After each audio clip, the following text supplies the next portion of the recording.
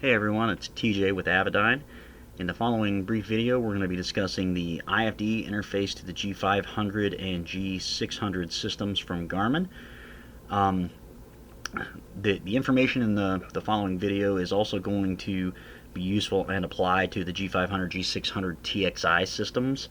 The wiring in the interface is identical, whether it's a straight G500 or G500 TXI. At least as far as the IFD is concerned. That interface is exactly the same. And the TXIs are covered under our STC for pairing these up. So let's jump on in, but before we get started, just a reminder, following information is for reference use only. It's not FAA approved data. For FAA approved data, see the IFD installation manual and make sure you're looking at the latest revision.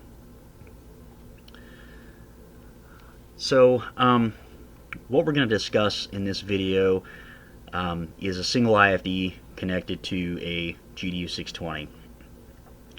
You'll find in the installation manual that there are drawings where there's two IFDs and two GDUs. But as far as the interface, the configuration stuff that we're going to go over here, it's all the same. It just means you have to do it in more places.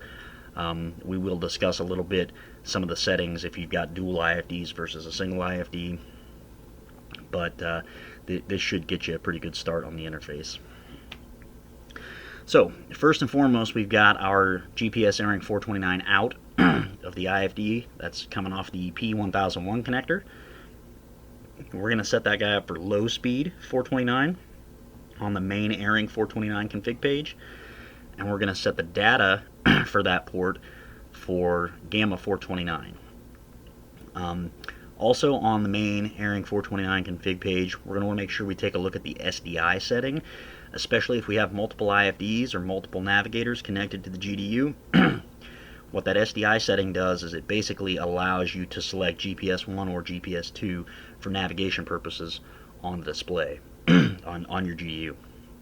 So for the SDI setting, we're going to want to set the number 1 IFD for LNAV1. If there's a second IFD installed, we would set that one up for LNAV2.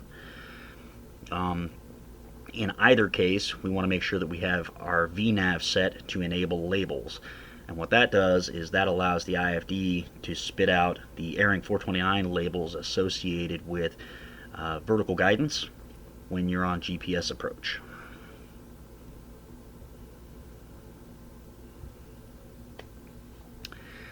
And then we've got an ARINC 429 coming back out of the GDU and into the IFD for GPS ARINC 429 in. You'll notice that's on the P1001, so this will also be configured on our main ARINC 429 config page. Typically we see these installations using low speed, so go ahead and set that for low speed. The data setting on that port is going to be Garmin GDU. And again, don't forget about your SDI and VNAV stuff like we talked about. And then next we've got our VOR-ILS ARINC 429 data. You notice that's coming out of the P1006 connector. And that is going to be our nav data, or our VLOC data. So we're going to configure that for low speed also. We're going to set that data line up for VHF 429. And just like on the main ARINC 429 config page, the VOR-ILS ARINC 429 config page also has a place to set the SDI. So again, if there's multiple IFDs, we would want to set this thing accordingly. So your number 1 navigator is going to be VOR-ILS 1, number 2 is going to be VOR-ILS 2. And again, that allows the GDU to select between VLOC 1, VLOC 2.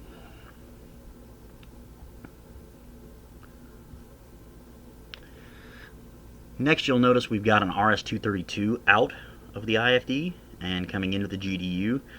We're going to set that for a MAP-MX protocol.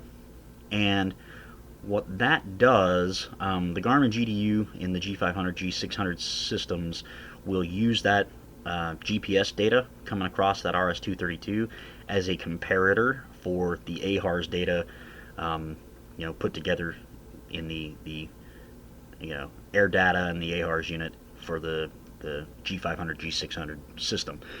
So it basically just compares, what the GPS information is telling it to what the AHAR system is seeing to make sure that everything's valid. And then you'll see a time mark out. Now, there is no configuration setting for this. If it's wired, it's active. Okay. Make a note of this though, because this is a little bit different. The IFD is going to provide time mark out plus only. So just leave that 1B line or the negative line on the GDU side, just leave that open. There is no equivalent to the negative side of the time mark out on the IFD, and it'll work just fine. And that's all I've got for this interface. So as always, thanks for watching. If you guys have any questions, don't hesitate to contact tech support, and we'll see you in the next one.